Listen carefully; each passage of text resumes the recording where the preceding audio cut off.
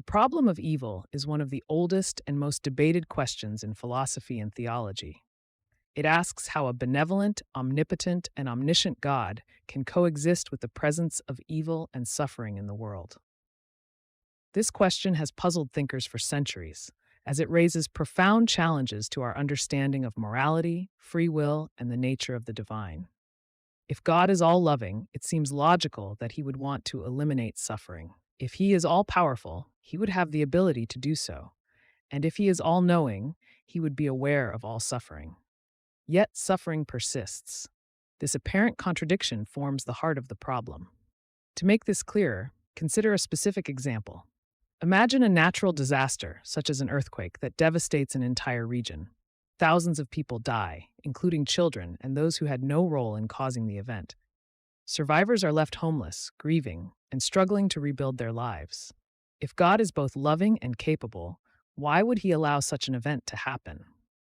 For many, this type of scenario serves as evidence that either God does not exist or that he is not as loving or powerful as religious texts claim. Some theologians argue that evil and suffering exist because of free will. This is known as the free will defense. According to this view, God gave humans free will so they could make their own choices. While free will allows for love, kindness, and creativity, it also opens the door to selfishness, cruelty, and harm. God, they argue, does not intervene because doing so would take away the very freedom that makes us human. Without free will, humans would be little more than robots, incapable of genuine relationships or moral growth. Evil, in this view, is a consequence of the freedom God gave us. While the free will defense explains moral evil, such as acts of violence or cruelty committed by humans, it does not fully account for natural evil. Natural evil refers to suffering caused by events beyond human control, like earthquakes, hurricanes, or diseases. Why would a loving God create a world where such suffering is possible? One answer is that natural disasters and diseases are part of the natural order of the universe. The Earth's tectonic plates shift, creating earthquakes, but this same process also makes life possible by shaping the planet's surface. Diseases evolve through natural selection, but this same process drives the diversity of life on Earth. In this view, suffering is an unavoidable consequence of the physical laws that make life possible. Some argue that suffering serves a greater purpose, even if we cannot always understand it. This perspective is known as the soul-making theodicy. According to this view, challenges and hardships help us grow spiritually and morally. Facing adversity can teach compassion, resilience, and humility. For example, a person who survives a difficult illness might develop a deeper appreciation for life or a stronger sense of empathy for others. From this perspective, suffering is not meaningless. It is part of a larger plan designed to shape us into better beings. However, this explanation raises further questions. If suffering is meant to teach us something, why do some people experience far more suffering than others? And what about instances of suffering that seem utterly pointless, such as the death of an innocent child? It is difficult to see how such tragedies could contribute to soul-making. Critics argue that this defense often feels inadequate in the face of immense and senseless suffering. Another perspective suggests that our understanding of God's actions is limited by our human perspective. This is known as the greater good defense. According to this view, God's ways are beyond human comprehension. What appears to us as unnecessary suffering might serve a purpose we cannot see. For example, an event that seems tragic might lead to positive changes in the long run, or it might play a role in a divine plan that we cannot fully grasp. This argument relies on the idea that humans have a limited view of reality, while God sees the bigger picture. Critics of this view argue that it asks for too much faith. If we cannot understand God's reasons, how can we be sure that those reasons are just? Furthermore, the idea that suffering might serve a hidden purpose can feel deeply unsatisfying to those who are experiencing pain. It is difficult to find comfort in the idea of a greater good when one is faced with personal tragedy. For atheists and skeptics, the problem of evil is often seen as evidence against the existence of an all-powerful and all-loving God. They argue that the simplest explanation for the existence of evil is that there is no divine being controlling the universe. Instead, The world operates according to natural laws, and suffering is a consequence of those laws. In this view, earthquakes happen because of tectonic activity, not because of any divine purpose. Diseases spread because of biological processes, not because of a test of faith or character. While this perspective removes the problem of reconciling God with evil, it raises other questions, such as how we find meaning in a world without divine oversight. Religious believers often respond to these challenges by pointing out the limits of human understanding. They argue that faith is about trusting in God even when his actions seem incomprehensible. For many, faith provides comfort in the face of suffering, offering the hope of a better future or an afterlife where justice will be restored. This perspective emphasizes the importance of trust and humility in the face of life's mysteries. The problem of evil remains one of the most complex and enduring questions in philosophy and theology. It challenges our assumptions about the nature of God, the purpose of suffering, and the limits of human understanding. While there is no definitive answer, the debate itself has deepened our understanding of morality, free will, and the human condition. Whether one sees suffering as a test of faith, a consequence of natural laws, or simply a part of life, the problem of evil forces us to grapple with some of the most profound questions about existence. The Euthyphro dilemma is one of the most well-known philosophical puzzles, named after a dialogue by Plato. In this conversation, Socrates asks a seemingly simple question: is something good because the gods command it, or do the gods command it because it is good? At first glance, it seems like a straightforward query, but it reveals deep and challenging questions about morality, divinity, and the nature of goodness. To understand the dilemma, it helps to break it down. The first option is that something is good because the gods command it. This means that moral values are determined solely by divine will. Whatever the gods decide is good becomes good, and whatever they reject is bad. On the surface, this makes morality clear and objective. If the gods set the rules, then all one has to do is follow them. However, this raises a troubling issue. If goodness is simply what the gods command, then it seems arbitrary. If the gods decided that lying or stealing were good, then those acts would become morally right, even though they seem wrong to us. This would make morality dependent on divine whim, with no deeper reason behind it. The second option is that the gods command something because it is good.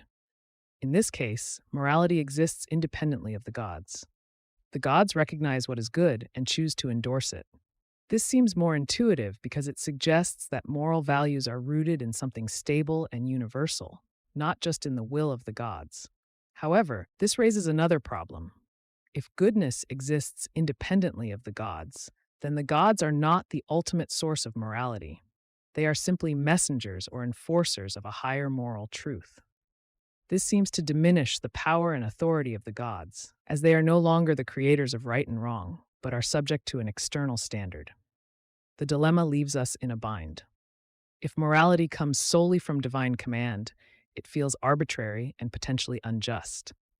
If morality exists independently of divine command, then the gods are not truly sovereign over morality. Either way, the relationship between morality and divinity becomes deeply complicated. To see how this dilemma plays out in practice, consider its implications for different belief systems. In monotheistic religions like Christianity, Judaism, and Islam, God is often viewed as the ultimate source of morality. The Euthyphro dilemma challenges this view by asking whether God's commands create morality or reflect it. If morality depends entirely on God's commands, then it seems arbitrary. For example, the commandment, "Thou shalt not kill," is good only because God said so. But if God had commanded something different, such as, "Thou shalt kill," would that also be good? This makes moral laws seem less like timeless truths and more like rules that could change on a whim. On the other hand, if God commands something because it is already good, then morality does not originate with God. It exists independently, which undermines the idea that God is the ultimate foundation of morality. Philosophers and theologians have wrestled with this dilemma for centuries. One response is to argue that morality is grounded in God's nature rather than in God's commands. In this view, God does not decide what is good arbitrarily. Instead, goodness is an essential part of who God is. For example, If God is inherently loving and just, then God's commands reflect those qualities. Lying and stealing are wrong, not because God randomly decided they were wrong, but because they contradict God's loving and just nature. This response avoids the problem of arbitrariness while maintaining that morality ultimately depends on God. However, it still raises questions. If goodness is part of God's nature, then is God's nature itself subject to some higher standard of goodness? If so, we are back to the idea of morality existing independently of God. The Euthyphro dilemma also has implications beyond religion. Even in secular contexts, it raises important questions about the nature of morality. If moral values do not come from a divine source, then where do they come from? Are they universal truths that exist independently of human opinion, or are they social constructs created by cultures and societies? For example, many people agree that acts like murder and theft are wrong. But are they wrong because of some objective moral standard, or because humans have collectively decided they are harmful and undesirable? The dilemma forces us to think about the origins and foundations of our moral beliefs, whether we attribute them to a divine source or not. One way to approach the dilemma is to reframe the question. Instead of asking whether morality depends on divine command or exists independently, we might ask what makes something good in the first place. For example, some philosophers argue that morality is based on the consequences of actions. In this view, an action is good if it leads to positive outcomes, such as happiness, well-being, or the reduction of suffering. This approach, known as consequentialism, does not rely on divine authority or external standards. Instead, it focuses on practical results. However, consequentialism has its own challenges. Determining what counts as a positive outcome can be subjective, and different people may disagree about what consequences are most important. Other philosophers argue that morality is based on duties or principles rather than outcomes. This view, known as deontology, suggests that certain actions are right or wrong regardless of their consequences. For example, lying might always be wrong because it violates a fundamental principle of honesty. Deontology avoids the subjectivity of consequentialism, but can lead to rigid rules that seem impractical or overly strict.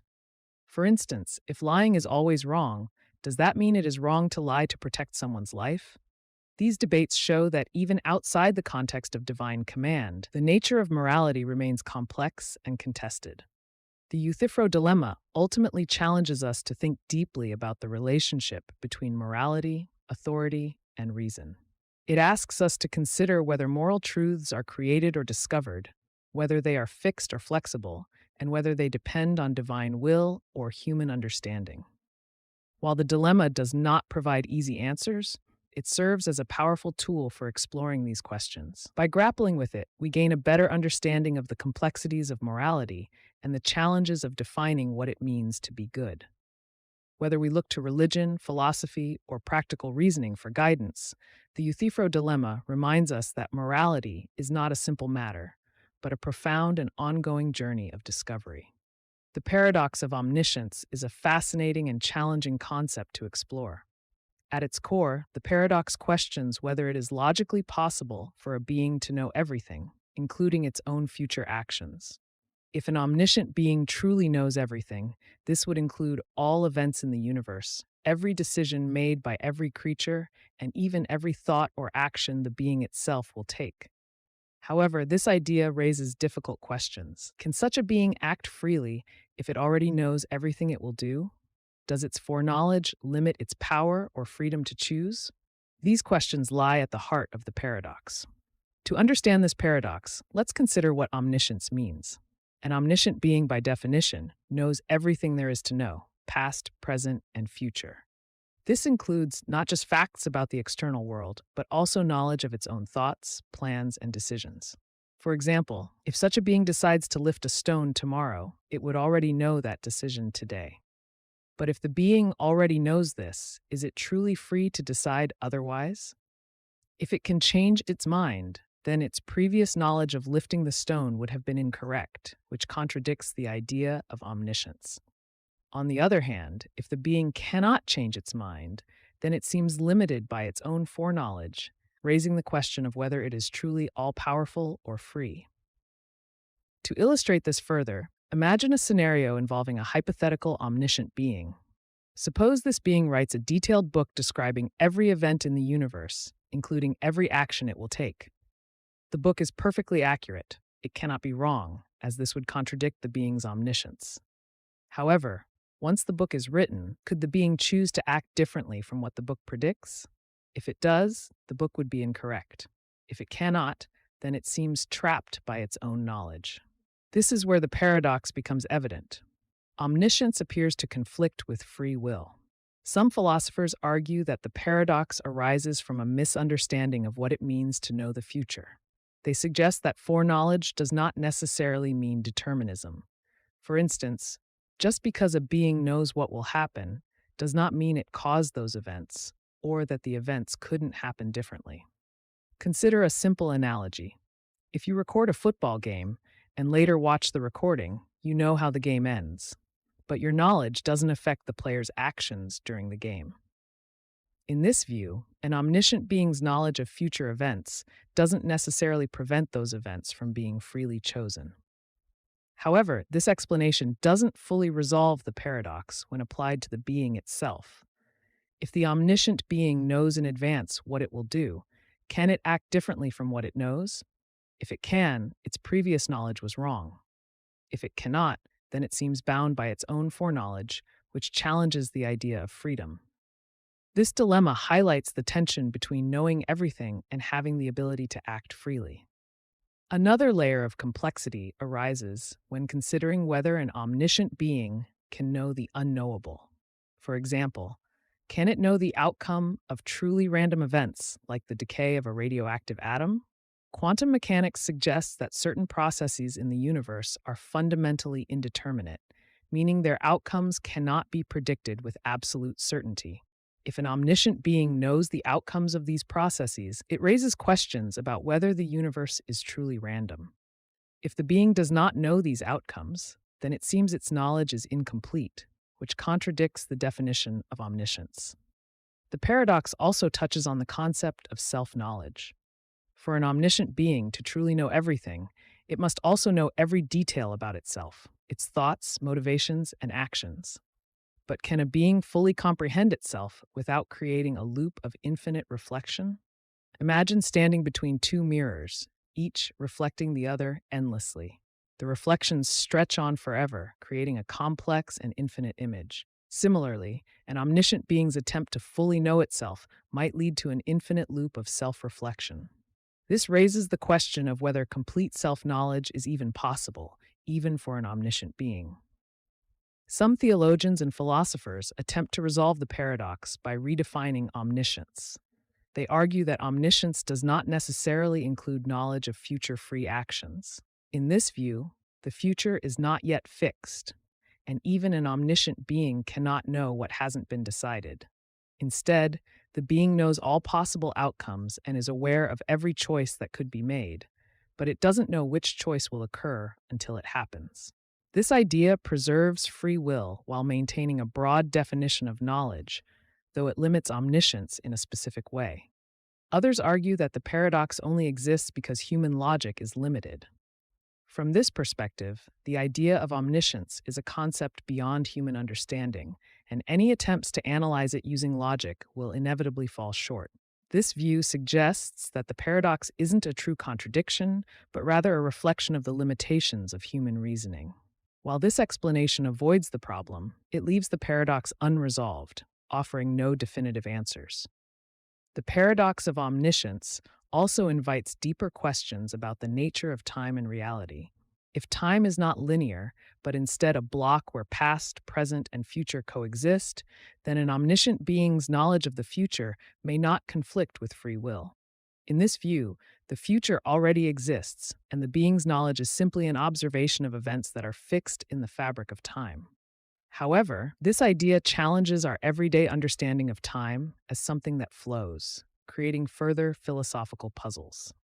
Ultimately, the paradox of omniscience reveals the complexity of reconciling infinite knowledge with freedom and action. It challenges our assumptions about logic, causality, and the nature of reality.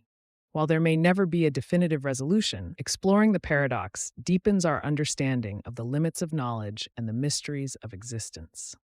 Whether viewed through the lens of philosophy, theology, or science, the paradox continues to provoke thought and spark debate, reminding us of the intricate interplay between what we know and what we cannot comprehend.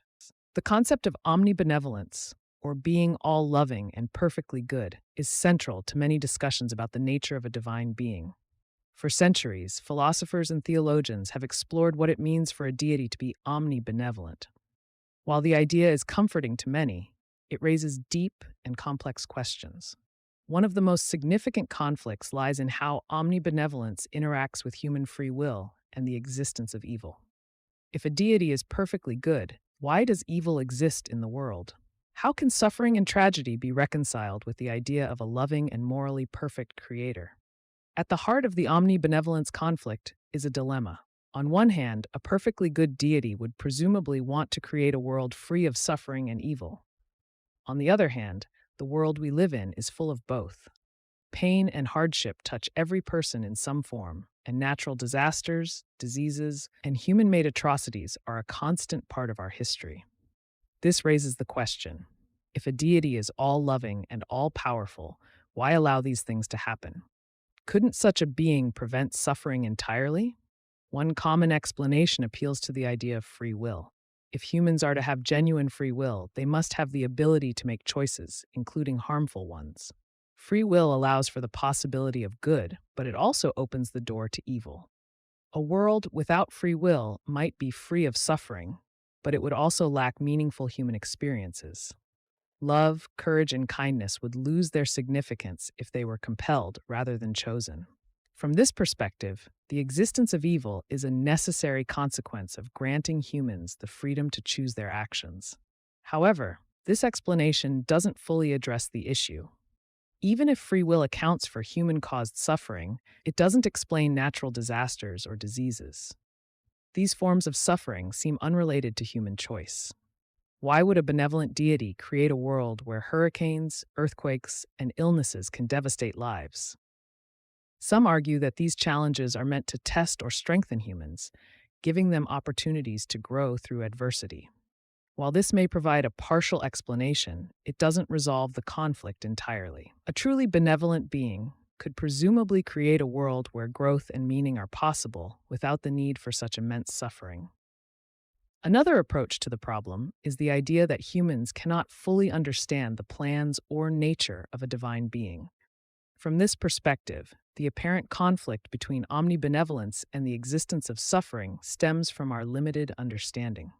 A deity might allow suffering for reasons beyond human comprehension. For example, what seems like unnecessary pain to us might serve a greater purpose that we cannot see. This argument suggests that trust in divine wisdom is necessary, even when it conflicts with our sense of justice or fairness. While this perspective offers a way to reconcile omnibenevolence with suffering, it raises additional questions.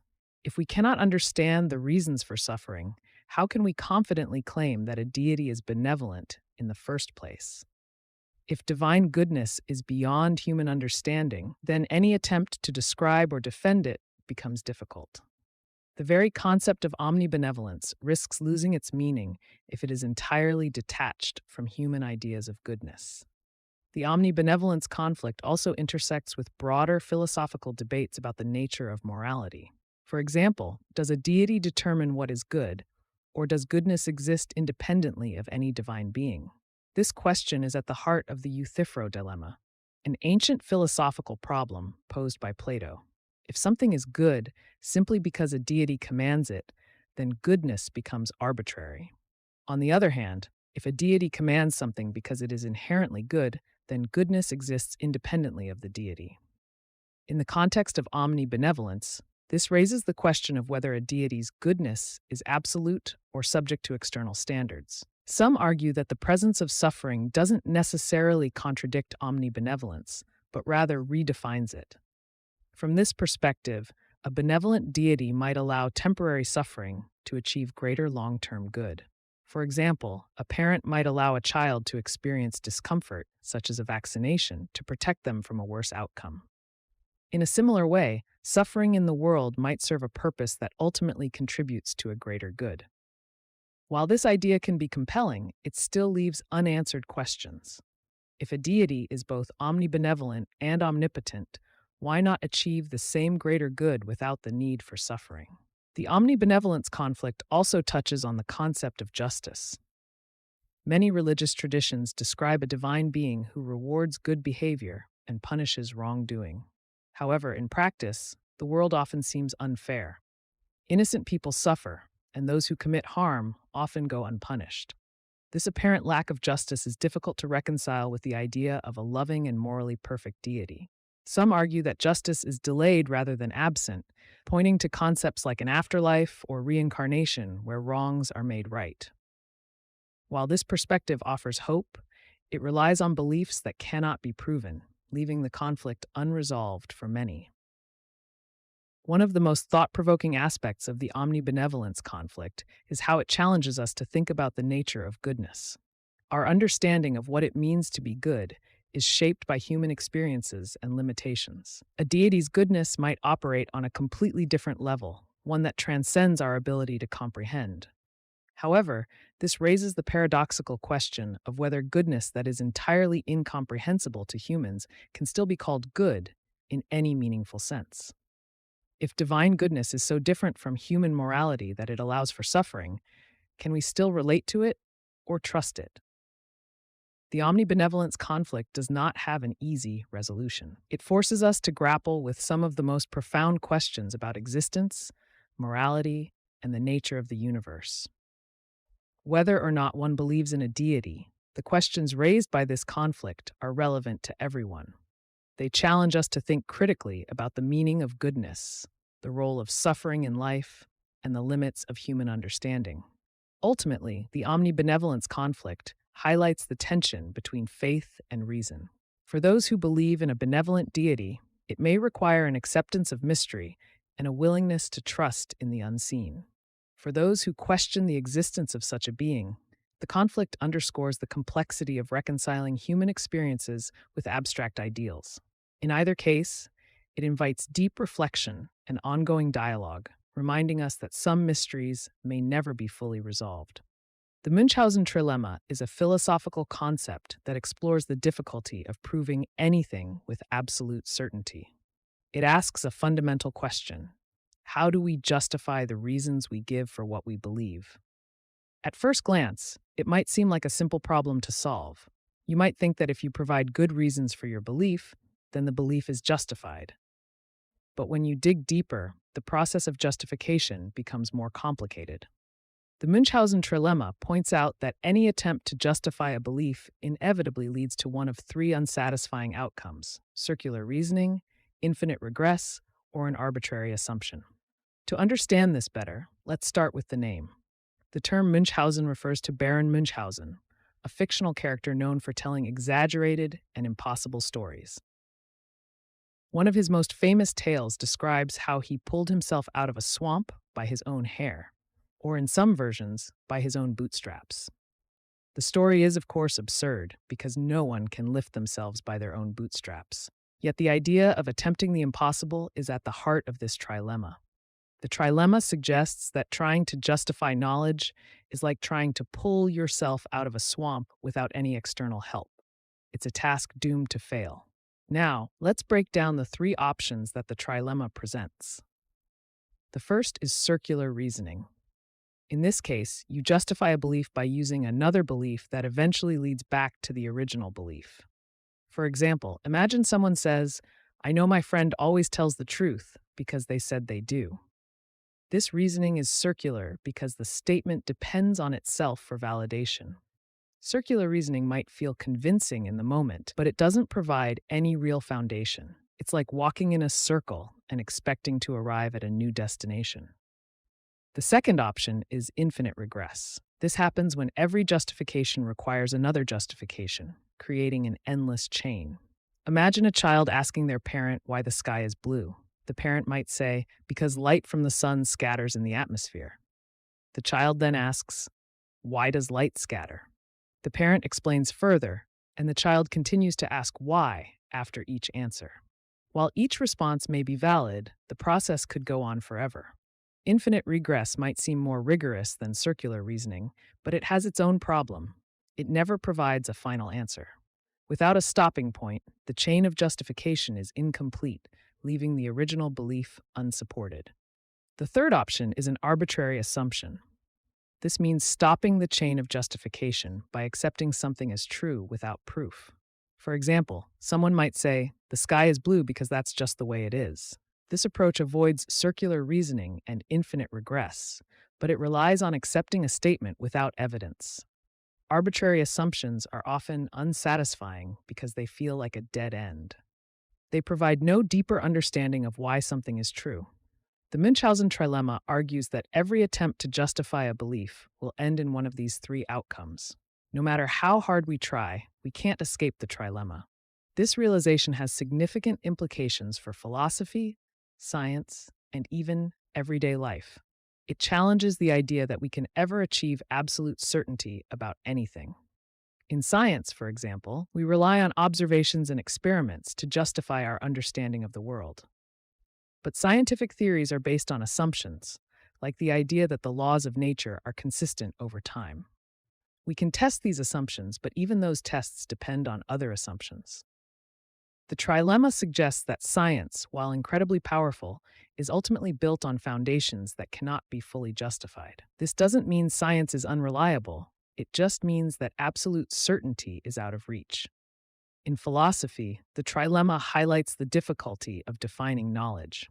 Philosophers often describe knowledge as justified true belief, meaning that for something to count as knowledge, it must be true, and you must have good reasons for believing it. But the Munchhausen trilemma complicates this definition. If every justification eventually leads to circular reasoning, infinite regress, or an arbitrary assumption, can we ever truly justify a belief? This question has led some philosophers to embrace skepticism, the idea that we cannot know anything with certainty. Even in everyday life, the trilemma plays a role. Think about debates or arguments where someone demands proof for a claim. At some point, every argument reaches a point where no further justification is possible. For example, if someone asks why stealing is wrong, you might say, because it harms others. If they then ask why harming others is wrong, you might respond, because we should treat others with respect. But if they ask why respect is important, you might struggle to provide a deeper answer. Eventually, the justification will rely on a value or assumption that cannot be proven. Does this mean we should give up on trying to justify our beliefs? Not necessarily. While the trilemma shows that absolute certainty is unattainable, it doesn't mean that all beliefs are equally valid. Some justifications are stronger than others, even if they aren't perfect. In science, for instance, theories are judged by how well they explain observations and predict future outcomes. While we can't justify these theories with absolute certainty, we can evaluate them based on their usefulness and reliability. Similarly, in philosophy, the trilemma encourages us to examine our assumptions and think critically about our beliefs. By acknowledging the limits of justification, we can approach knowledge with humility and openness. This doesn't mean abandoning beliefs altogether. It means recognizing that they are always provisional, subject to change as we learn more. In practical terms, the Munchhausen trilemma reminds us that seeking certainty is not always the best goal. Instead, we can focus on finding the most reasonable or coherent explanations available. For example, in a court of law, decisions are made based on evidence and arguments, not absolute proof. While the legal system acknowledges that mistakes can happen, it operates on the principle of reaching the best possible conclusion based on the available information. The trilemma also teaches us to be mindful of the limitations of our reasoning. When engaging in debates or discussions, it's important to recognize when an argument relies on circular reasoning, infinite regress, or arbitrary assumptions. By identifying these patterns, we can evaluate arguments more effectively and avoid being misled. Ultimately, the Munchhausen trilemma is a reminder of the complexity of knowledge and the limits of human understanding. It challenges us to think deeply about how we justify our beliefs and to accept that some questions may never have definitive answers. While this might seem unsettling, it can also be liberating. By letting go of the need for absolute certainty, we can embrace curiosity, explore new ideas, and continue the never ending quest for understanding. The trilemma doesn't close the door on knowledge, it opens the door to deeper inquiry. The problem of the criterion is a classic philosophical puzzle about knowledge. It asks a deceptively simple question: how do we know what we know? To figure out what is true or reliable, we need a method to judge it. But how do we know that method is trustworthy without already knowing what truth looks like? The issue creates a loop where we cannot establish a reliable criterion for knowledge without first having knowledge itself. This circular problem lies at the heart of the debate over how humans understand and verify the world around them. To grasp the problem more clearly, imagine you are trying to determine whether a painting is authentic. You might consult an expert, but how do you know the expert is credible? Perhaps you could check their credentials or see if their previous evaluations have been accurate. But this requires trusting another standard, maybe the institution that granted their credentials or historical records of their evaluations. How do you verify those? At some point, you realize there's no ultimate, unshakable standard to confirm what is reliable without referring to another, possibly flawed standard. This is the essence of the problem of the criterion. This issue was first articulated by the Greek philosopher Sextus Empiricus, who questioned whether we could ever truly escape this loop. It's a cornerstone of skepticism. The problem begins with two basic questions: what do we know, and how do we decide what to believe? The first question focuses on the scope of our knowledge. The second asks for the standard or criterion by which we judge that knowledge. The problem arises because you can't answer one question without the other. To know what you can trust, you need a method for evaluating it. But to develop that method, you need to already know what's trustworthy. It's a catch-22. Take, for example, scientific reasoning. Most people trust science as a reliable way to learn about the world. Science is based on evidence, experimentation, and observation. But why do we trust evidence and observation?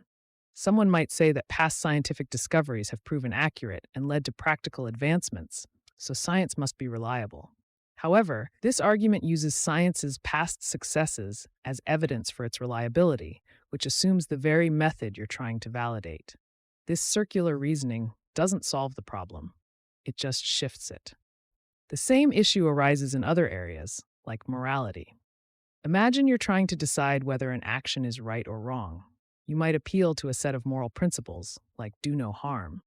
But how do you know that principle is correct? Perhaps you argue it's self-evident, or that it aligns with human nature, or that it produces the best outcomes. But each of these claims requires another standard of judgment. How do you determine that outcomes matter, or that human nature is a valid guide? The chain of reasoning never truly ends. The problem of the criterion isn't just abstract philosophy. It affects real-world decisions. Consider a jury deciding a court case. They have to weigh evidence, testimony, and legal standards to reach a verdict. But how do they decide which evidence is credible? One witness might seem reliable, but how do they know? Maybe their demeanor or consistency makes them convincing, but these judgments rely on assumptions about how truth and reliability manifest. The jury must trust their instincts, previous experience, or expert guidance, none of which are infallible. This doesn't mean the jury can't reach a verdict, but it shows that their decision is built on layers of trust and criteria that can't be fully verified. A similar issue appears in news and media. People often ask, how do I know which sources to trust? Some might say to rely on reputable outlets, but how do we determine which outlets are reputable? Others might suggest cross-referencing information, but that assumes you know which sources to use for comparison. In an age of misinformation, this problem feels especially relevant. The question of how to judge the credibility of information has no easy answer because it's tied to the larger problem of the criterion. One response to the problem is foundationalism. Foundationalists argue that some beliefs or standards are self-evident and don't require further justification. For example, I think, therefore I am, is often seen as a foundational belief because it's impossible to doubt without affirming its truth. Foundationalism tries to break the circularity by grounding knowledge in these self-evident truths. However, critics argue that what seems self-evident to one person might not to another. What makes something truly foundational, and how do we agree on it? Another response is coherentism. Coherentists reject the idea of foundational beliefs. Instead, they argue that beliefs are justified by how well they fit into a larger, coherent system of knowledge. For example, scientific theories are accepted not because of any single piece of evidence, but because they fit together into a logical framework that explains a wide range of phenomena.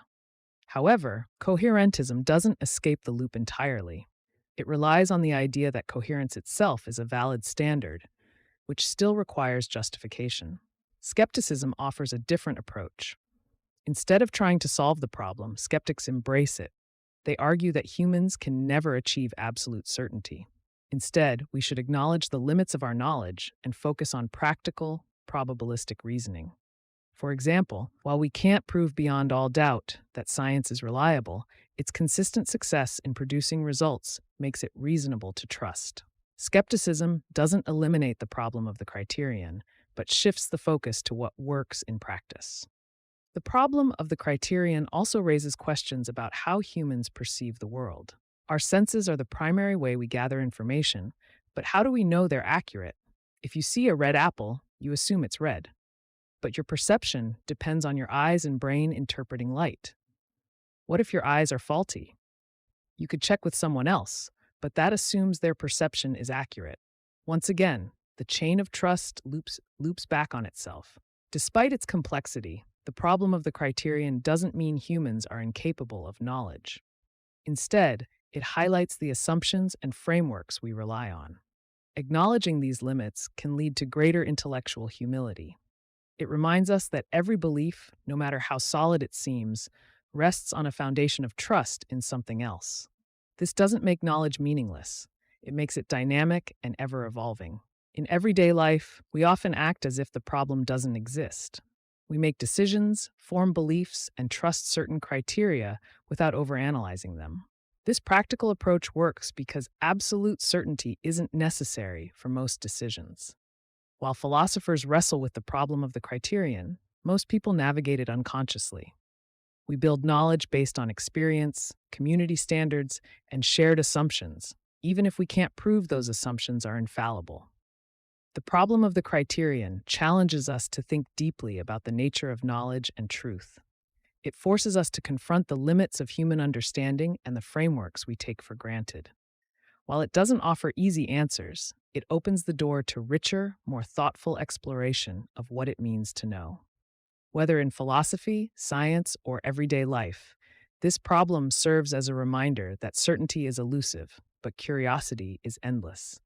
The problem of induction is one of the most important challenges in philosophy, yet it's something we rarely think about in daily life. Induction is how we make generalizations based on past experiences.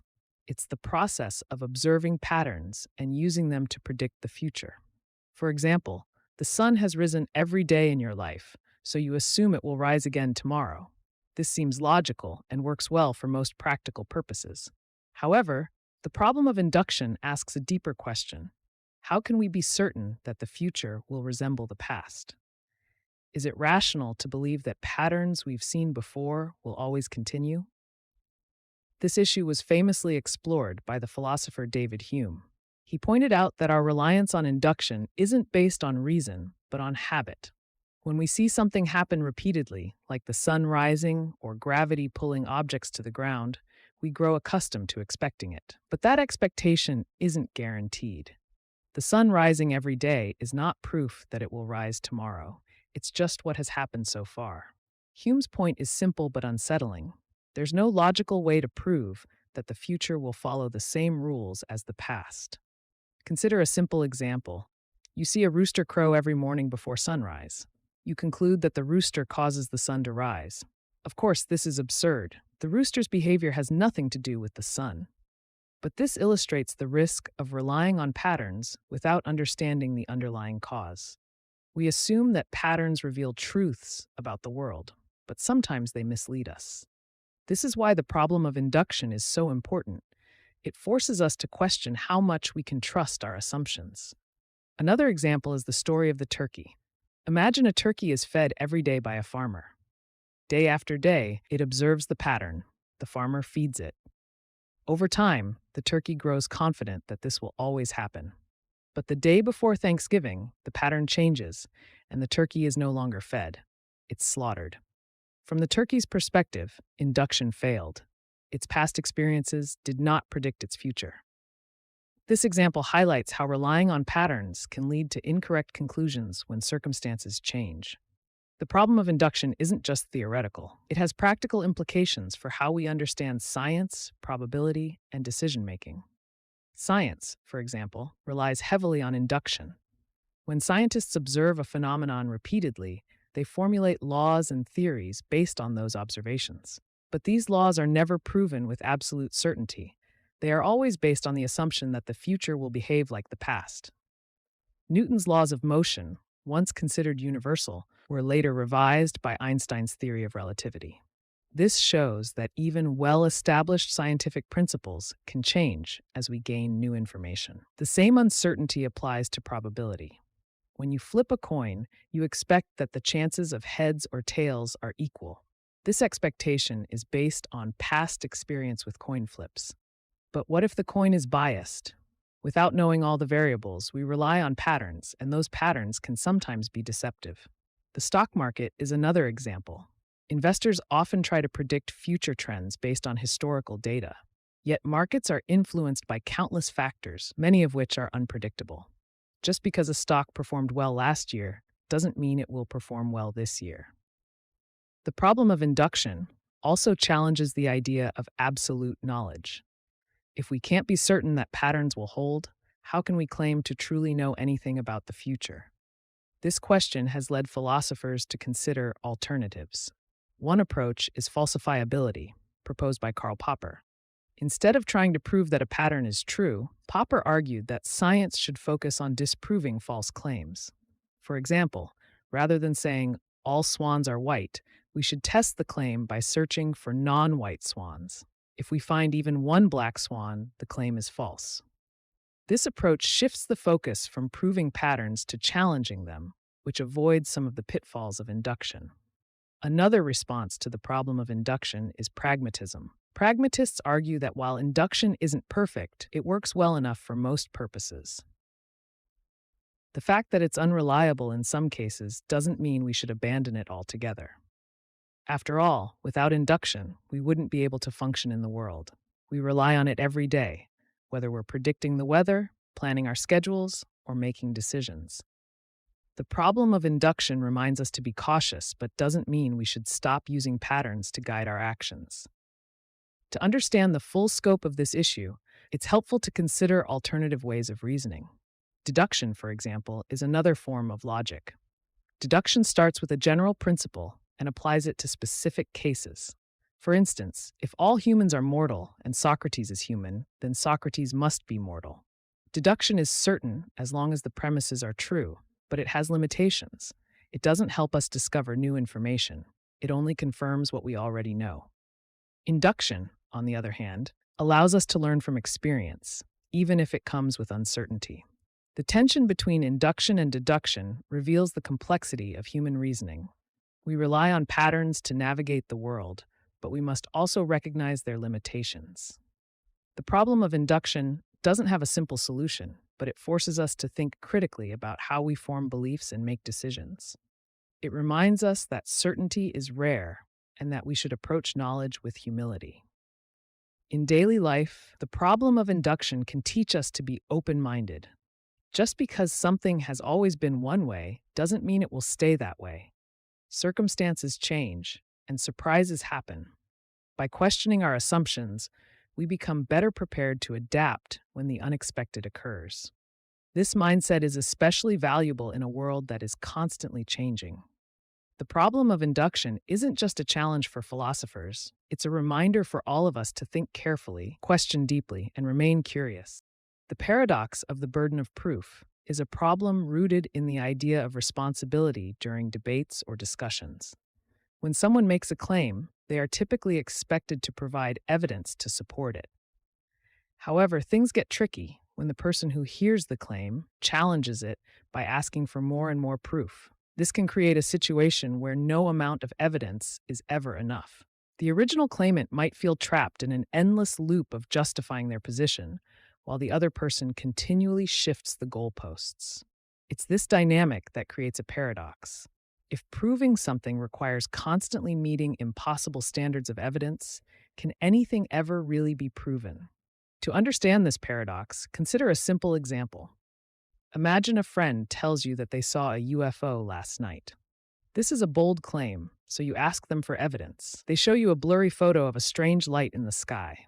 You respond by saying the photo could easily be something else, like a drone or an airplane. Your friend insists it was a UFO, but offers no further proof. You tell them that without more solid evidence, like a physical object or multiple credible witnesses, you can't believe their story. Here the question becomes, how much proof is enough? Is it fair to dismiss their claim entirely because they can't meet your standards? Or is there a point where their evidence, however limited, should at least be taken seriously? This issue frequently arises in scientific, philosophical, and even everyday discussions.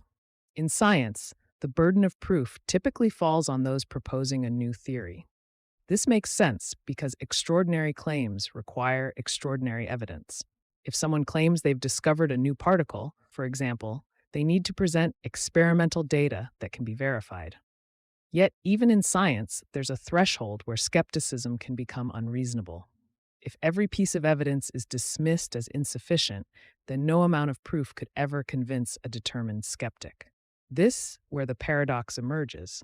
While it's important to ask for evidence, it's also possible to use that demand as a way to avoid engaging with the claim altogether. Philosophy often explores this paradox through debates about existence. For example, if someone claims that God exists, they are often asked to provide proof. But if the person asking for proof dismisses every argument with, "That's not good enough," then the discussion becomes unproductive. The same happens when someone claims that God doesn't exist. A believer can demand proof of that claim too, and the same cycle begins. Neither side can fully prove their position, yet both feel the other has failed to meet the burden of proof. This creates a stalemate, where the debate isn't about finding truth, but about who can demand more evidence from the other side. This paradox becomes even clearer when we consider negative claims. If someone says, "There are no unicorns," how could they prove it? It's impossible to search the entire universe to confirm the non-existence of something. The person making the positive claim, "Unicorns exist," has the easier job. All they need is one piece of solid evidence, a real unicorn. This is why, in debates, the burden of proof typically falls on those making positive claims. However, those making negative claims aren't entirely off the hook. If they assert something strongly, they still need to justify why they believe it to be true, even if they can't offer absolute proof. The paradox of the burden of proof is also prevalent in modern social and political discussions. For example, imagine a heated debate about climate change. One side argues that human activities are causing global warming, citing studies and data. The opposing side dismisses these studies as biased or incomplete and demands more proof. No matter how much evidence is presented, they continue to question its validity, effectively avoiding the need to present any counter-evidence of their own. This creates a frustrating dynamic where the burden of proof feels like a one-way street, with one side constantly defending their claim while the other side steps any responsibility to prove their counter-arguments. In legal systems, the burden of proof plays a crucial role. In criminal cases, the prosecution must prove the defendant's guilt beyond a reasonable doubt. This protects individuals from being unjustly convicted based on weak or circumstantial evidence. However, this standard can sometimes lead to the paradoxical situation where obvious guilt cannot be legally proven. If a murderer leaves behind strong but circumstantial evidence, and the defense creates just enough doubt, the prosecution may fail to meet its burden of proof. While this protects innocent people, it also means that some guilty individuals go free. This demonstrates how the burden of proof, while necessary, can sometimes work against justice. The paradox of the burden of proof often arises in online debates, where people can make claims without much accountability. For instance, someone might say, "Vaccines are harmful," without offering any credible evidence. When challenged, they might insist that others disprove their claim rather than supporting it themselves. This is a classic example of shifting the burden of proof. The person making the claim avoids responsibility by turning the challenge onto their critics. This tactic can derail discussions and leave important topics unresolved. To navigate this paradox, it's important to approach claims with both skepticism and fairness. Skepticism ensures that we don't accept unsupported ideas, while fairness ensures that we don't demand impossible levels of proof. A reasonable approach is to ask for evidence that matches the strength of the claim. For example, extraordinary claims, like the existence of UFOs or telepathy, should be backed by extraordinary evidence. On the other hand, everyday claims, like it rained yesterday, don't require the same level of scrutiny. By calibrating our expectations, we can avoid falling into the trap of endless doubt. The paradox also teaches us to be mindful of our own biases. Sometimes we dismiss evidence not because it's insufficient, but because it challenges our beliefs. In such cases, demanding more proof becomes a way to protect our worldview rather than seeking truth. By recognizing this tendency, we can engage in discussions more openly and productively. It's also helpful to clarify the burden of proof at the start of any debate. Agreeing on who needs to provide evidence and what kind of evidence is acceptable can prevent misunderstandings and keep the discussion focused. Ultimately, the paradox of the burden of proof reminds us that knowledge is a shared responsibility. It's not enough to demand proof from others. We must also be willing to evaluate evidence honestly and provide justification for our own beliefs. While it's unlikely that every claim can be resolved to everyone's satisfaction, approaching the burden of proof with balance and integrity allows us to engage more thoughtfully with the world and with one another. The decision-making loop is a concept that reveals how our minds can get trapped in endless cycles of choice and indecision. It's what happens when you feel overwhelmed by options and can't commit to a decision, either because you fear making the wrong choice or because you constantly second-guess yourself. This loop doesn't just make decision-making harder, it can paralyze you entirely, leaving you stuck in a frustrating cycle of overthinking. Imagine standing in front of a row of vending machines, each stocked with different snacks. You're hungry and have money, but there are so many options. You start weighing the pros and cons of each snack. One is healthier, another is tastier, one is cheaper, and another is bigger. You think about what you'll regret more, choosing the wrong snack or missing out on a better one. Before you know it, 10 minutes have passed, and you still haven't pressed a button. This is a small example of the decision-making loop at work. What should be a simple task turns into a mental tug-of-war. The loop often starts with uncertainty. When faced with a decision, you want to make the best choice possible. This desire for perfection can lead you to overanalyze every detail, looking for the right answer. But many decisions don't have a single correct option. There are just different outcomes. Instead of accepting this, you might continue searching for the perfect solution, hoping to eliminate all doubt. As you do this, new factors or concerns might pop up, leading you to revisit the decision again and again. The process feeds itself, and you get stuck in the loop. Let's take another example, choosing a career path. Imagine a young adult trying to decide between becoming a doctor or an artist. Being a doctor offers stability and respect, but it requires years of study and dedication. Being an artist provides creative freedom, but comes with financial uncertainty. Instead of committing to one path, the person keeps debating. They might start researching what other people did, asking for advice, or reading articles about the pros and cons of both careers. Each new piece of information complicates the decision, pulling them further into the loop. Weeks or months later, they're no closer to making a choice, and the time spent debating feels wasted. This loop becomes more dangerous when the stakes are high or when time is limited. Imagine a soldier in combat who needs to decide whether to advance or retreat. Overthinking in this situation could cost lives. The same applies to firefighters, emergency room doctors, or anyone who works in high-pressure situations. They can't afford to get stuck in a decision-making loop because hesitation can have dire consequences. This is why professionals in these fields are trained to make quick, confident decisions based on the information they have in the moment. At its core, the decision-making loop is rooted in fear. Fear of failure, fear of regret, fear of the unknown. You might think, what if I make the wrong choice? What if something better is just around the corner? These thoughts can prevent you from committing to any decision at all. But ironically, not deciding is a decision in itself. By avoiding action, you're choosing to stay stuck, and this often leads to more frustration and anxiety than if you had simply made a choice and moved forward. One reason this loop is so hard to escape is that our brains crave certainty. We want to know we're making the right decision, but life rarely provides that kind of clarity. Most decisions involve trade-offs, and it's impossible to predict every outcome. For example, if you're deciding whether to move to a new city, you can research housing costs, job opportunities, and weather patterns, but you can't know exactly how it will feel to live there until you go. The desire for certainty can keep you trapped in a loop, constantly gathering more information but never taking action.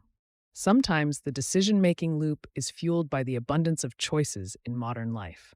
Psychologists call this choice overload. When you have too many options, it becomes harder to compare them all. Imagine shopping online for a new phone.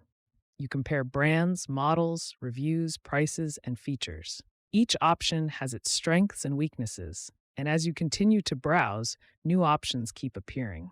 The sheer number of choices can feel overwhelming, making it harder to commit to any one phone. This is why people often feel more satisfied with their decisions when they have fewer options to choose from. Breaking out of the decision-making loop requires a shift in mindset. First, it's important to accept that no decision is perfect. Every choice involves some level of risk or uncertainty.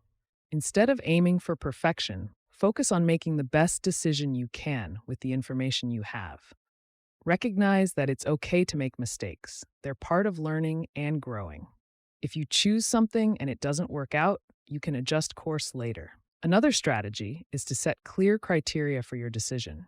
If you're buying a car, for example, decide in advance what features matter most to you, maybe safety, fuel efficiency, and price. Then evaluate each option based on those criteria, and once you find one that fits, commit to it. Setting limits can help you avoid endless comparisons and second-guessing. Sometimes it helps to impose a time limit on your decision. If you're debating what to eat for dinner, give yourself 5 minutes to decide. When the time is up, choose something and move on. This forces you to act and prevents the loop from taking over. For larger decisions like choosing a job or a house, you can set a deadline for when you'll stop researching and start deciding. Having a clear endpoint creates structure and reduces the tendency to overthink. Another useful approach is to reframe how you think about decisions. Instead of viewing them as permanent, life-altering choices, see them as opportunities to experiment. For example, if you're deciding whether to take a new job, remind yourself that you can always switch jobs again if it doesn't work out. Thinking of decisions as experiments reduces the pressure to get it right and makes it easier to move forward. Sometimes talking through your options with someone else can help you gain clarity. A friend or mentor might point out factors you hadn't considered or help you see the situation from a different perspective. Just be careful not to rely too much on others' opinions, as this can add more voices to the decision-making process and make the loop even more complicated. It's also helpful to recognize when your own emotions are keeping you stuck. Fear of regret, as mentioned earlier, is a powerful force in the decision-making loop. But regret is often based on the false belief that there's a perfect choice you missed. In reality, most decisions are more about trade-offs than perfection. Instead of focusing on what you might regret, try focusing on what you stand to gain. Shifting your mindset toward the positive can make it easier to take action. Ultimately, escaping the decision-making loop is about finding a balance between thought and action. Thinking through your options is important, but at some point you have to stop analyzing and take the leap. Action creates momentum, and even if the decision doesn't lead to the outcome you hoped for, it's better than staying stuck. Life is full of uncertainties, but progress comes from moving forward, not from standing still. The decision-making loop can feel like a trap, but with practice, you can break free and make choices with confidence. The circular time paradox is the idea that time might not flow in a straight line from the past to the future, but could instead loop back on itself, creating a cycle where the end of time becomes its beginning. It's a concept that challenges our understanding of time as something linear and sequential. If time is circular, questions arise about cause and effect, free will, and the nature of reality itself. These questions make the paradox as fascinating as it is difficult to resolve. We typically think of time as a line. You have a past, a present, and a future. Events happen in a sequence, one leads to the next. This linear view of time shapes how we think, act, and understand the world. It lets us organize events, plan for the future, and reflect on the past. However, not all cultures and philosophies view time this way. Many ancient civilizations, such as the Mayans and Hindus, believed in cycles of time, periods of creation, destruction, and rebirth that repeat endlessly. In these traditions, time isn't a straight path, but a circle, returning to the same point over and over. If time were circular, it would mean that every event we experience has already happened and will happen again. Imagine living your life, only to reach its end and find yourself starting over at the beginning without realizing it. You might think you're experiencing everything for the first time, but in reality, you're caught in a loop. This idea is central to Friedrich Nietzsche's concept of eternal recurrence. Nietzsche suggested that if time is infinite and events repeat, then everything you've ever done, every choice you've ever made, will happen again and again forever. This raises profound questions about the meaning of life and whether our actions have true significance. In a circular timeline, cause and effect become much harder to explain. Normally, we think of causes as preceding effects. If you drop a glass, it breaks. The act of dropping it causes the breaking. But if time is circular, what happens to this sequence? Does the breaking of the glass also lead to its being dropped, since the end of one cycle feeds into the beginning of the next? In a loop, it's not clear which came first, the cause or the effect. This challenges how we understand causality, making it difficult to pin down the origins of events. Consider a practical example. Imagine a scientist invents a time machine in the future. She travels back in time and shares her invention with her younger self. This younger version now knows how to build the time machine and grows up to become the scientist who invents it. In this scenario, who truly invented the time machine? The idea for the machine seems to have no origin. It exists because of the loop. This kind of self-sustaining cycle is called a bootstrap paradox and fits neatly into the concept of circular time. It highlights the strange consequences of events existing without a clear beginning or end. Another layer of complexity comes from the idea of free will. If time is circular, does that mean we are destined to repeat the same choices forever? Imagine deciding to take a different path in life, only to realize that your choice has already been made countless times before and will always lead to the same outcome. This can feel like a loss of control, as though we are actors in a play, repeating the same script endlessly. However, others argue that even in a loop, the choices we make still matter.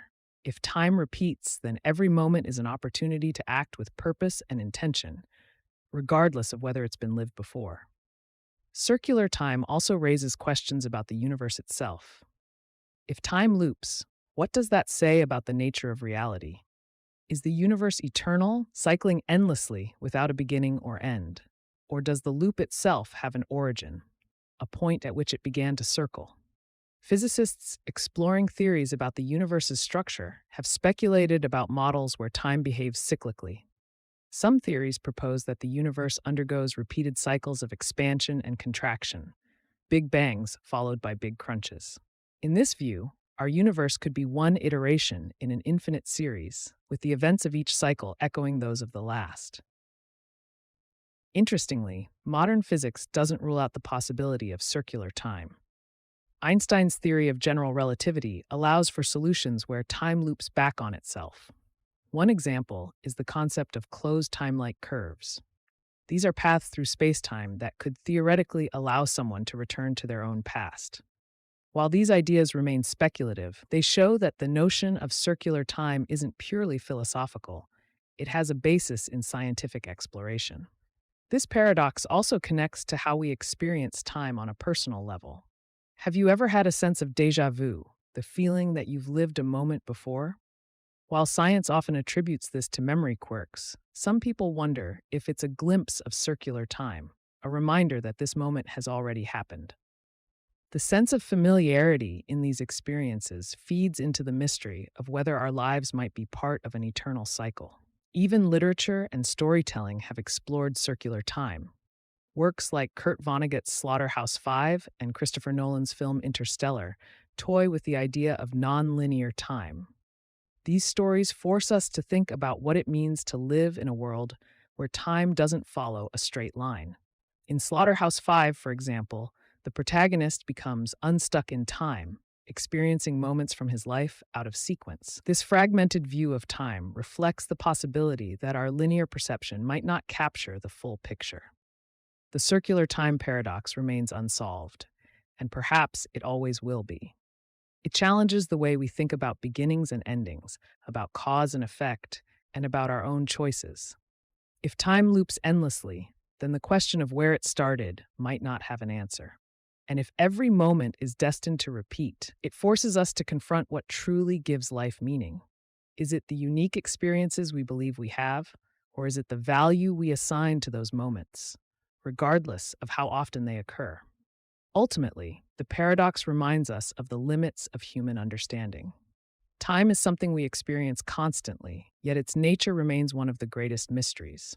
Whether time is linear or circular, whether it flows endlessly forward or loops back on itself, it continues to defy our attempts to fully grasp it.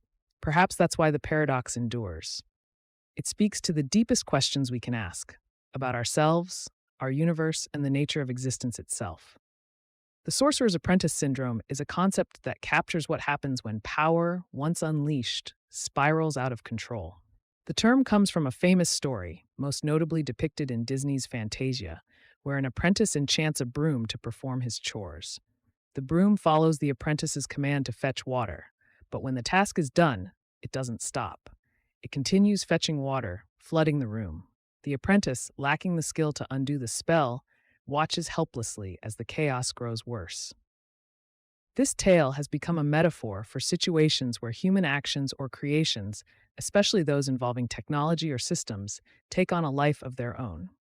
The idea resonates deeply because it illustrates a key human vulnerability: the gap between power and control. People often develop tools or systems to solve problems, but they don't always consider the long-term consequences. Once set in motion, these systems can act in unexpected ways, creating new problems that spiral out of control. This isn't just a fable, it's a recurring theme in history, technology, and even nature. Take the Industrial Revolution as an example. The invention of machinery and factories transformed societies, making production faster and cheaper. But this rapid progress came with unforeseen consequences. Pollution from factories poisoned rivers and air. Child labor became a widespread problem. The very tools designed to make life easier created a host of new challenges. The same pattern can be seen in modern technologies. The rise of artificial intelligence offers incredible potential, but it also raises ethical concerns. What happens when AI systems make decisions that humans can't understand or control? This echoes the apprentice's dilemma. Once you set the broom, or in this case, the algorithm, into motion, how do you stop it when it goes too far? This syndrome also appears in the natural world. Consider the introduction of non-native species to ecosystems. In Australia, rabbits were brought in during the 19th century for hunting. Without natural predators, their population exploded, causing widespread ecological damage. What seemed like a simple solution to a minor problem became an environmental crisis. The same principle applies to many human-made interventions in nature. Efforts to control pests with chemicals, for instance, have often backfired. Pesticides kill not only pests, but also beneficial insects like bees, disrupting entire ecosystems. Over time, pests can develop resistance, making the problem even harder to solve. The Sorcerer's Apprentice syndrome also plays out in financial systems. During the 2008 global financial crisis, complex financial products like mortgage-backed securities were created to maximize profits. These tools became so complicated that even the experts using them didn't fully understand their risks. When the housing market collapsed, these financial instruments amplified the damage, causing a cascade of economic failures. The systems designed to grow wealth ended up threatening the entire global economy. The digital age has introduced new forms of this syndrome. Social media platforms, for example, were designed to connect people and share information. While they've succeeded in that goal, they've also created problems like misinformation, echo chambers, and mental health issues. Algorithms, optimized to keep users engaged, often prioritize sensational or polarizing content, unintentionally contributing to social divisions. The platforms can't simply turn off these effects without undermining their business models. Once again, the apprentice finds themselves unable to stop the enchanted broom. One of the most concerning modern examples is climate change. Human innovation, particularly during the industrial era, unlocked the ability to harness fossil fuels for energy. This allowed societies to grow at an unprecedented rate, improving living standards worldwide. However, burning these fuels has released enormous amounts of carbon dioxide into the atmosphere, trapping heat and disrupting the planet's climate systems. Rising temperatures, melting ice caps, and extreme weather events are just the beginning of a complex chain reaction. Even though we now understand the risks, the systems built around fossil fuels are so deeply entrenched that reversing the damage feels like an impossible task. The more we try to fix the problem, the more unintended consequences we uncover. A key element of the Sorcerer's Apprentice syndrome is the lack of foresight. The apprentice casts the spell without understanding its full implications. Much like humanity often acts without fully considering the long-term effects of its innovations. This isn't always due to ignorance or carelessness. Sometimes, the urgency to solve a problem overshadows the need to plan for potential consequences. Other times, people simply can't predict how a system will behave once it grows beyond their control. Another factor is the reliance on quick fixes.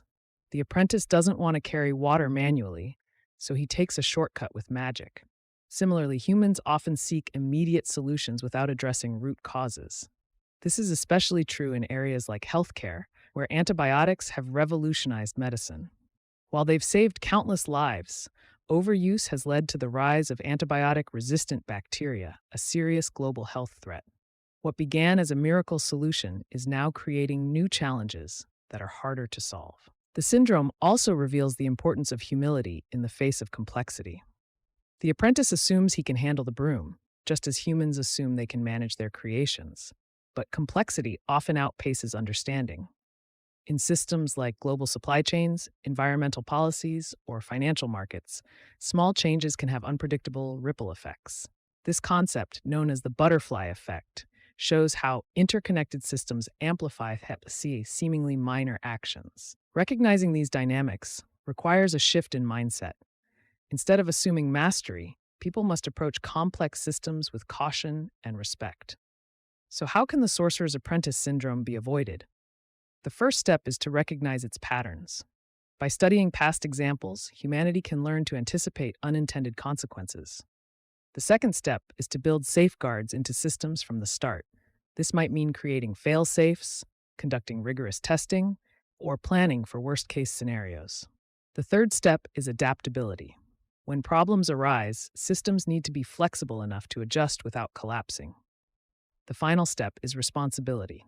Just as the sorcerer returns to fix the apprentice's mistake, those who create systems must take accountability for their impacts. While the Sorcerer's Apprentice syndrome highlights risks, it also underscores human creativity and resilience. The same ingenuity that creates problems can also solve them. Whether it's finding ways to mitigate climate change, designing ethical AI, or building more sustainable societies, the potential for positive change is immense. The challenge lies in balancing ambition with caution, ensuring that the brooms we set into motion serve us rather than overwhelm us. The infinite regress of reasons is a concept that challenges how we justify what we believe or know. At its core, it asks a simple but unsettling question. How do we explain why something is true without needing an endless chain of reasons? For every claim or belief we hold, we typically justify it by referring to something else. But what happens when we ask for the justification of that reason, and then the one after that? This cycle could, in theory, go on forever. That's where the problem lies. It's not just a philosophical puzzle, it has real implications for how we think about truth, knowledge, and reasoning. To understand the infinite regress of reasons, imagine a child repeatedly asking why. You might start with a simple statement, such as, "The sky is blue." The child asks, "Why is the sky blue?" You answer, "Because sunlight scatters through the atmosphere." Then comes another why. Why does sunlight scatter? And you reply, "Because of how light interacts with molecules in the air." But the questions don't stop there. Each answer leads to another why, and eventually you might find yourself unable to explain further. You either say, "I don't know," or you settle on something like, "That's just the way it is." This simple example illustrates the problem of infinite regress. For every reason we provide, a further reason can always be demanded. If we insist on having a reason for everything, we risk falling into an endless loop. The infinite regress of reasons challenges us to think about where, if anywhere, this chain of justification should stop. Philosophers have explored this issue for centuries. The problem can be summarized as follows. When we justify a belief, we rely on another belief. That second belief then needs justification, which depends on a third belief, and so on. If we insist on providing a justification for every belief in the chain, we face an infinite regress. But infinite chains of reasoning are impractical and, some argue, impossible. So how do we resolve this? One approach is foundationalism. Foundationalists argue that the chain of reasons doesn't need to go on forever because it can stop at certain basic beliefs.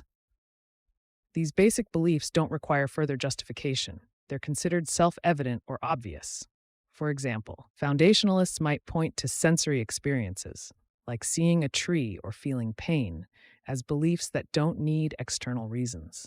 You see the tree, and that's enough to believe it exists. Foundationalism provides a way to stop the regress by grounding reasoning in something that doesn't require further explanation. Another approach is coherentism. Coherentists reject the idea of foundational beliefs. Instead, they argue that beliefs are justified by how well they fit into a broader web of interconnected beliefs. Think of a spider web. No single strand holds the entire web together, but the web as a whole is stable. In coherentism, no belief stands alone, but the network of beliefs supports each one. The regress of reason stops not because we find a foundational belief, but because the system as a whole provides justification. A third approach is infinitism, which embraces the infinite regress. Infinitists argue that the chain of reasons doesn't need to stop. Instead, they claim that an infinite series of reasons can provide justification, as long as each step in the chain adds something new. While this idea may seem counterintuitive, infinitists believe that the possibility of an infinite regress isn't a problem. It's just a feature of how reasoning works. Each of these approaches has its strengths and weaknesses. Foundationalism offers clarity, but raises questions about what counts as a basic belief. Coherentism avoids the need for foundational beliefs, but risks becoming circular, as beliefs justify each other within the same system. Infinitism sidesteps the need for a stopping point, but faces challenges in explaining how infinite chains of reasoning work in practice. The infinite regress of reasons doesn't just apply to abstract philosophy, it's relevant to everyday life. Consider how we justify moral beliefs. If you believe that helping others is good, you might justify it by saying it creates happiness. But why is happiness good? If you answer, because it improves well-being, someone could still ask, why is well-being valuable? The chain of reasoning can continue indefinitely, forcing you to either settle on a foundational belief, argue that your beliefs form a coherent system, or accept the possibility of infinite justification. Science also grapples with this problem. Scientific explanations rely on observations, theories, and evidence, but they're not immune to the regress of reasons. A scientist might explain a phenomenon using a particular theory, but that theory itself relies on prior assumptions and evidence.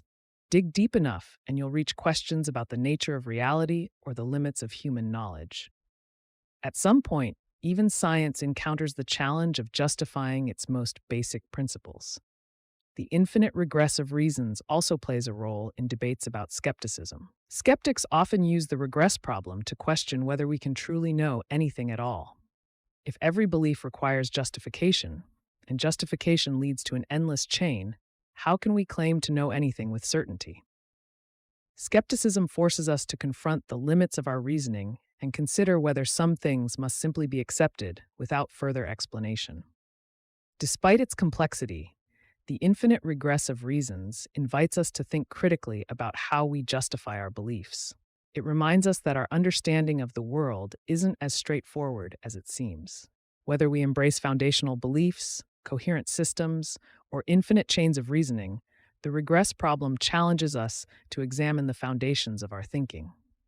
Ultimately, the infinite regress of reasons is a paradox without a simple solution.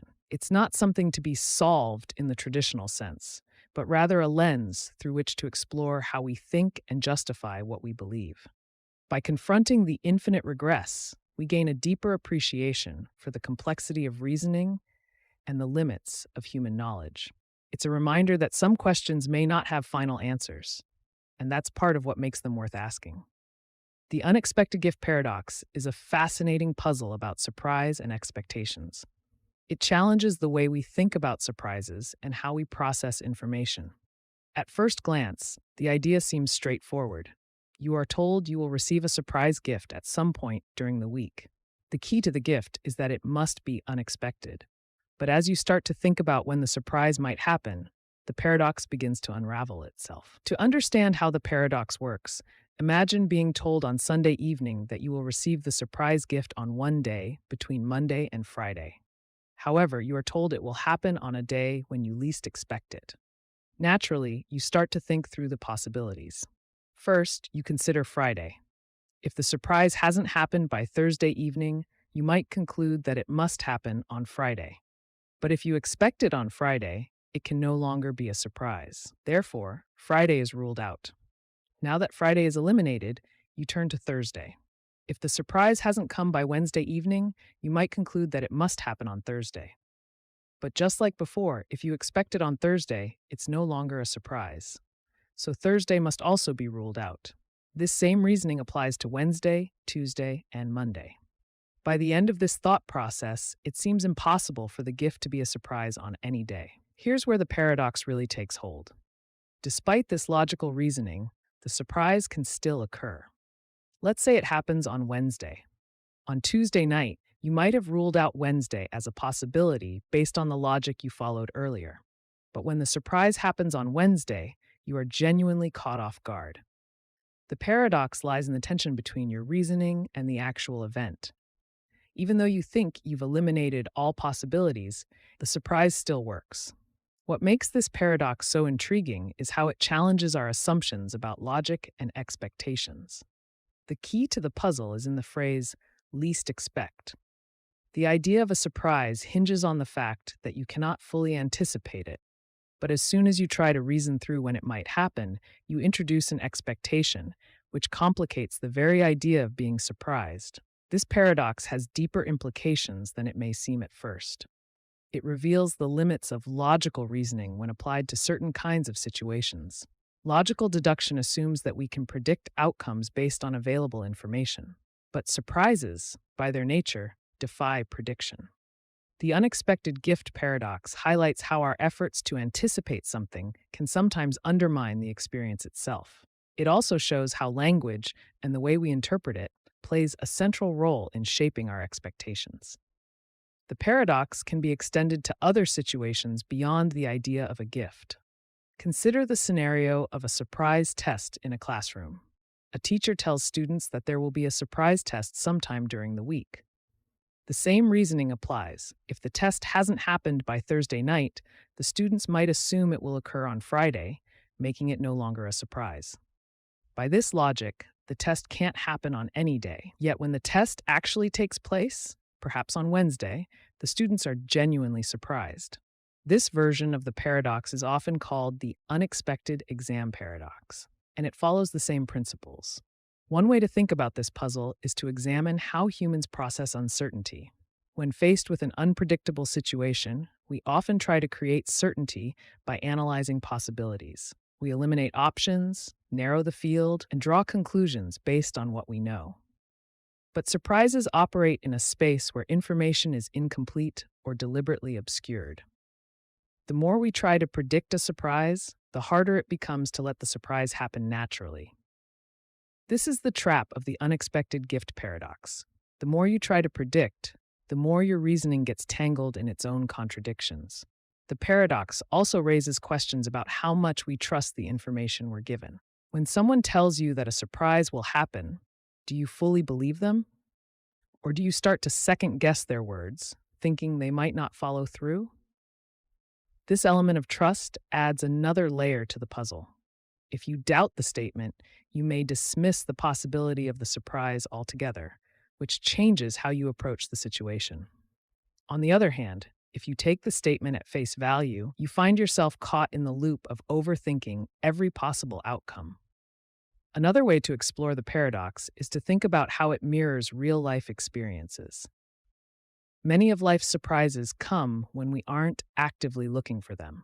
For example, you might receive an unexpected call from an old friend, stumble upon a beautiful place during a walk, or find an answer to a problem when you least expect it. These moments are surprising precisely because you weren't trying to anticipate them. The unexpected gift paradox captures this dynamic by showing how deliberate attempts to predict a surprise often backfire. Despite its playful nature, this paradox has been studied by philosophers and logicians for decades. It touches on fundamental issues in epistemology, the study of knowledge and belief. The paradox forces us to confront the limits of what we can know and how we can know it. Can we ever be certain of a surprise, or does the very concept of certainty eliminate the possibility of being surprised? These questions reveal the deeper philosophical roots of the puzzle. The paradox also has practical applications in areas like game theory and decision-making. In competitive situations, anticipating the actions of others often leads to similar loops of reasoning. If one player tries to predict the other's move, they might overthink and misjudge the situation. Understanding the dynamics of the unexpected gift paradox can help in recognizing when overanalysis becomes counterproductive. Ultimately, the beauty of the unexpected gift paradox lies in its simplicity and its depth. On the surface, it's a lighthearted puzzle about surprise and timing. But as you dig deeper, it reveals profound truths about human reasoning, expectations, and the nature of surprise itself. The paradox invites us to embrace uncertainty and accept that not everything can be anticipated or explained. Sometimes, the best way to experience a surprise is to stop trying to figure it out and simply let it happen.